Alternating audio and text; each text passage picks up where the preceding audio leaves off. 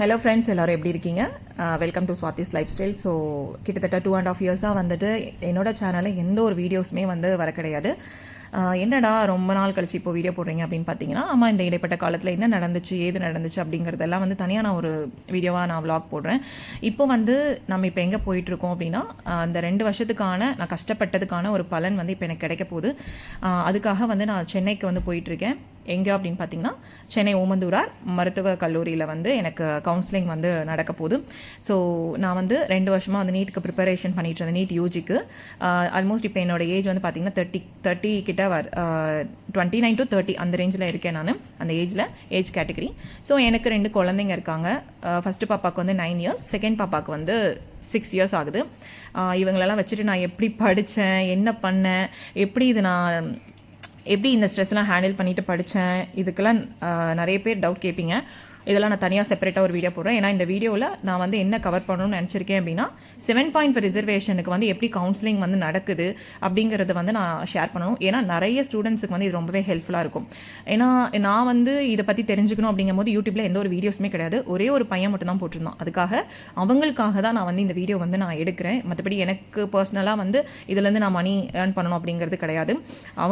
அவங்களுக்கு யூஸ் ஆகும் அப்படிங்கிறதுக்காக நான் போடுறேன். நாங்கள் நைட்டே வந்து பார்த்தீங்க ஒரு 7 o'clock வந்து தருமபுரியிலேருந்து கிளம்பி சென்னை வந்து போக ஆரம்பிச்சிட்டோம். ரீச் பண்ணது வந்து பார்த்திங்கன்னா ஆல்மோஸ்ட் ஒரு 10:30 11 கிட்ட வந்து நாங்கள் அப்படியே பொறுமையாக தான் போனோம். அங்கங்கே சாப்பிட்டுட்டு அப்படியே ரெஸ்ட் எடுத்துகிட்டு அதுக்கப்புறமா போனோம். நான் போய் சென்னை ரீச் பண்ணும்போது 10:30 to 11 o'clock அந்த டைம் தான் இருந்தது. அப்படியே எல்லாம் அப்படியே சுற்றி பார்த்துட்டு அப்படியே கார்லேயே உட்காந்து பார்த்துட்டு பார்த்திங்கன்னா இது வந்து metro, Chennai metro railway station. இப்போ வந்து நம்ம எங்கே போகிறோம் நெக்ஸ்ட் பார்த்திங்கன்னா ரூம் எடுத்து தங்கிட்டு காலையில் வந்து ரிஃப்ரெஷ்மெண்ட் ஆகிட்டு நம்ம வந்து கவுன்சிலிங் ஹாலுக்கு வந்து போக போகிறோம். ஆக்சுவலி கவுன்சிலிங் வந்து எல்லாருக்குமே வந்து ஆஃப்லைனில் நடக்குமா அப்படின்னு கேட்டால் கிடையாது.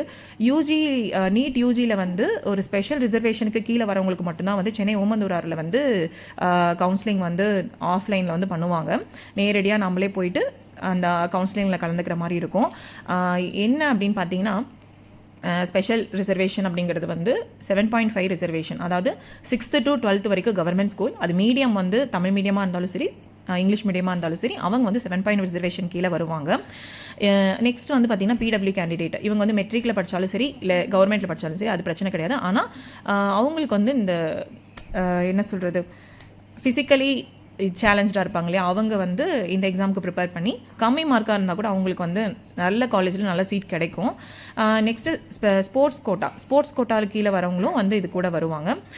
அது மட்டும் இல்லாமல் வந்து இந்த பிடபிள்யூ கேண்டிடேட்டில் பெஞ்ச் மார்க் டிசபிலிட்டிஸ் அப்படின்னு சொல்லி அந்த கேட்டகிரி, அதுக்கப்புறம் எக்ஸ் சர்வீஸ் மேன், இவங்க எல்லாமே வந்து பார்த்திங்கன்னா ஆஃப்லைன் கவுன்சிலிங்கில் வந்து பார்ட்டிசிபேட் பண்ணுவாங்க. இந்த ஆஃப்லைன் கவுன்சிலிங் வந்துட்டு இவங்களுக்கு மட்டும்தான் நடக்கும். இதை தாண்டி இருக்கக்கூடிய அந்த 92.5, அதுக்கப்புறம் ஆல் இண்டியா கோட்டா, இதெல்லாம் தனியாக ஆன்லைனில் தான் நடக்கும். ஸோ 7 ரிசர்வேஷன் இந்த மாதிரி சில கேட்டகரிஸ்க்கு மட்டும்தான் நம்ம வந்து சென்னை போகிற மாதிரி இருக்கும். இது வந்து ஒரு குறிப்பிட்ட ரேங்க் வரைக்கும் இருக்கிறவங்கள மட்டும்தான் வந்து கூப்பிடுவாங்க. இப்போ என்னோடய கம்யூனிட்டி ரேங்க் வந்து பார்த்திங்க அப்படின்னா 502 அண்ட் என்னோட ஜென்ரல் ரேங்க் வந்து 154. நான் வந்து பிசி கேட்டகரிக்கு கீழே வரதுனால என்னோட கம்யூனிட்டி ரேங்க் 154. போன வருஷம் வந்து பார்த்திங்கன்னா 188 வரைக்கும், கம்யூனிட்டி ரேங்க் 188 வரைக்கும் சீட் கிடச்சிருக்கு. பட் இந்த வருஷம் எவ்வளோ கிடைக்கும் என்னெல்லாம் நம்மளுக்கு தெரியாது. இது வந்து நம்ம போகும்போது ஒரு பிளைண்டாக தான் போகணும். நம்மளுக்கு என்ன காலேஜ் கிடைக்கும், எந்த காலேஜ் கவர்மெண்ட் கிடைக்குமா இல்லை ப்ரைவேட் கிடைக்குமா எதுவுமே நம்மளுக்கு தெரியாது. ஏன்னா அங்கே வந்து நம்மளுக்கு எது வேணால் நடக்கலாம். ஏன்னா ஓசி கேட்டகரியில் சீட்ஸ் எவ்வளோ போகுது, மற்ற கேஸ்ட் எவ்வளோ எடுக்கிறாங்க அப்படிங்கிறத பொறுத்து நம்மளுக்கு வந்து சீட் வந்து அலோகேட் ஆகும்.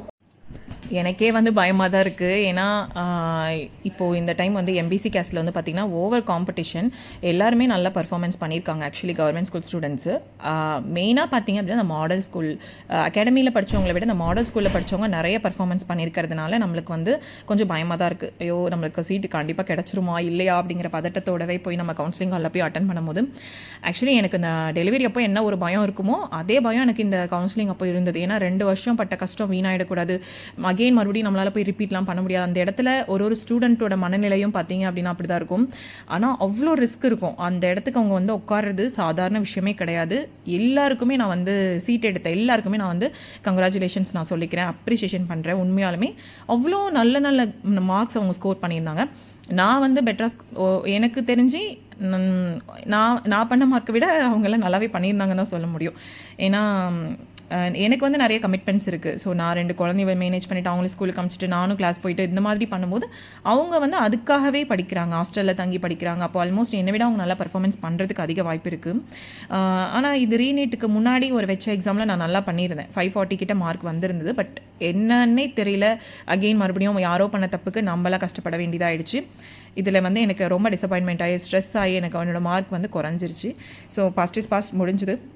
இப்போ இந்த கவுன்சிலிங் ஹாலில் வந்து பார்த்திங்கன்னா வெளியே ஒரு ஹால் இருக்கும், வெளியே என்ட்ரன்ஸ்லேயே. அங்கே வந்து ஒரு 4 ஸ்க்ரீன் வச்சுருப்பாங்க. இப்போ வந்து பார்த்திங்கன்னா அந்த 7.5 ரிசர்வேஷன் வந்து ஸ்டார்ட் பண்ணிட்டாங்க. இதுக்கு முன்னாடி வந்து PW candidate, ex service man, sports quota இவங்களுக்கெல்லாம் போயிட்டு இருந்துச்சு. நான் போகும்போது நான் போயிட்டு ஒரு ½ அன் ஹவரில் அவங்களுக்கெல்லாம் முடிஞ்சிருச்சு. அதுக்கப்புறம் 7.5 ரிசர்வேஷன் வந்து ஸ்டார்ட் பண்ணிட்டாங்க. இதில் வந்து ஜென்ரல் ரேங்க் வந்து 1 to 449 வரைக்கும் இருக்கவங்க தான் வந்து ஃபஸ்ட்டு ஸ்லாட்டில் வந்து கூப்பிட்டுருந்தாங்க. அவங்களுக்கு வந்து 12 o'clock வரைக்கும் நடக்கும்னு சொல்லியிருந்தாங்க. பட் ஆனால் அந்த டைமிங் வந்து வேரி ஆகும். அது வந்து ஒன்றும் பிரச்சனை கிடையாது. ஏன்னா அவங்க முன்ன பின்ன ½ அன் ஹவர் ஆகும். எனக்கு வந்து 12க்கு மேலே தான் கூப்பிடுன்னு சொல்லியிருந்தாங்க. அதே மாதிரி எனக்கு டைம் வந்து 1:30 கிட்ட ஆயிடுச்சு என்னை கூப்பிடும்போது. அங்கே அதுக்குள்ளே லஞ்ச்லாம் சாப்பிட்டுட்டு அப்படியே வந்து உட்காந்துட்டு இருந்தோம். உள்ளுக்குள்ளே பார்த்தீங்க அப்படின்னா ஸ்க்ரீன் வந்து ஓடிட்டே தான் இருக்கும். எவ்வளோ சீட்ஸ் போயிருக்கு, ஓசியில் எவ்வளோ சீட் போயிருக்கு, ஜென்ரல் ரேங்க்ல எவ்வளோ போயிருக்கு, ப்ரைவேட் காலேஜில் எவ்வளோ போயிருக்கு, கவர்மெண்ட்டில் எவ்வளோ போயிருக்கு, அப்படி தனித்தனி ஸ்க்ரீனாக போட்டு வச்சுருப்பாங்க. ரொம்ப ஈஸியாக இருக்கும் உங்களுக்கு அதை பார்க்குறதுக்கு. ஸோ உள்ளே வந்து இப்போ என்னோட ரேங்க் வந்து மென்ஷன் பண்ணி கூப்பிட்டாங்க. நான் உள்ளே வந்து பார்த்தீங்கன்னா என்னோட ஹஸ்பண்ட், நான் ஸ்டூடெண்ட் கூட ஒருத்தர் தான் போகணும். அது பேரண்ட்டாகவும் இருக்கலாம், இல்லை வேறு கார்டியன் யார் வேணால் இருக்கலாம். அவங்களுக்கு ஐடி கார்டு போட்டு உள்ளே வந்து போயிட்டுருக்கோம். இப்போ அப்படியே பார்த்தீங்கன்னா ஒரு ஹால் வந்து உங்களுக்கு தெரியும் பாருங்கள், இது பக்கமே அந்த ஒரு ஓப்பன் தெரியுதுங்களா, இந்த இதுக்குள்ளே தான் வந்து ஒரு ஹால். இந்த ஹால் தான் வந்து மெயின் கவுன்சிலிங் ஹாலே. இந்த ஹால்குள்ளே வந்து பார்த்திங்கன்னா நம்மளுக்கு வந்து ஃபோன் அலௌட் கிடையாது. ஸோ சில பேர் எடுத்துகிட்டு வராங்க, பட் ஆனால் அலௌட் கிடையாது. ஃபோன்லாம் வீடியோலாம் எடுக்கக்கூடாது. அதனால் நான் உள்ளே என்ன நடந்துச்சுலாம் எடுக்கல. நம்மளுக்கு வந்து போய் ஒரு ஸ்க்ரீன் முன்னாடி கவுன்சிலிங் ஃபார்ம் கொடுப்பாங்க. அதெல்லாம் ஃபில்அப் பண்ணிவிட்டு நம்மளோட சாய்ஸ் ஃபில் பண்ணிவிட்டு நம்மளுக்கு என்ன காலேஜ் அலாட் ஆகுதோ நம்ம எடுத்துகிட்டு வரணும். வந்ததுக்கப்புறமா அலாட்மெண்ட் ஆர்டர் கொடுக்கறதுக்காக இந்த ஹாலில் வந்து பார்த்திங்கன்னா நம்ம வெயிட் பண்ணிகிட்ருக்கோம். வாங்கிட்டு நம்ம வந்து வீட்டுக்கு கிளம்ப வேண்டியது தான். ஸோ அந்த அலாட்மெண்ட் ஆர்டரில் வந்து பார்த்திங்கன்னா 23 28 டேட்குள்ளே நீங்கள் வந்து காலேஜ், அந்த குறிப்பிட்ட காலேஜுக்குள்ளே போயிட்டு நீங்கள் அட்மிஷன் வந்து ப்ராசஸ் பண்ணணும்.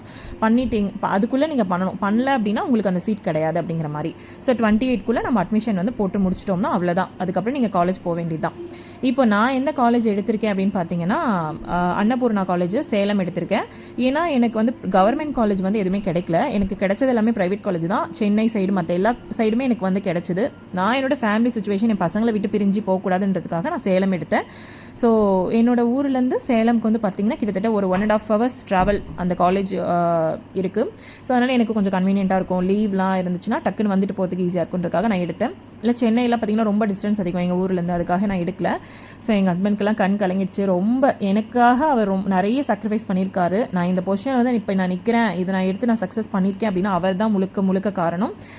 இந்த இதை நான் சூஸ் பண்ணுறதுக்கு அவர் எவ்வளோ பேக் போனாக இருந்தார் என்ன அப்படிங்கிறத தனி செப்பரேட் வீடியோவாக நான் அவரை உட்காரச்சும் பேச வைக்கிறேன். ஸோ எங்கள் அப்பாக்கெல்லாம் வந்து பயங்கர ஹாப்பி, ரொம்ப பெருமை. என் பொண்ணு வந்து டாக்டர் ஆக போகிறா அப்படிங்கிற ஒரு மிகப்பெரிய கனவு அவருக்கு. அதெல்லாம் கனவுல கூட நினச்சி பார்த்துருக்க மாட்டார், நம்ம ஃபேமிலியில் ஒரு டாக்டர் வருவாங்களா அப்படிங்கிறதெல்லாம். ஸோ இந்த 7.5 ரிசர்வேஷன் அதை வந்து நிறைவேற்றி வச்சுச்சு. என்ன மாதிரி இருக்க நிறைய பேராலையும் கண்டிப்பாக வந்து இந்த 7.5 ரிசர்வேஷன் யூஸ் பண்ணி டாக்டர் ஆக முடியும். எவ்வளோ ஏஜ் ஆனாலும் பரவாயில்ல, கண்டிப்பாக உங்களோட கனவை நோக்கி நீங்கள் போங்க. இது மிகப்பெரிய சான்ஸ், எல்லாருக்குமே யூஸ் பண்ணிக்கோங்க. இந்த வீடியோ நிறைய பேருக்கு யூஸ்ஃபுல்லாக இருக்கும்னு நான் நினைக்கிறேன். தேங்க்யூ.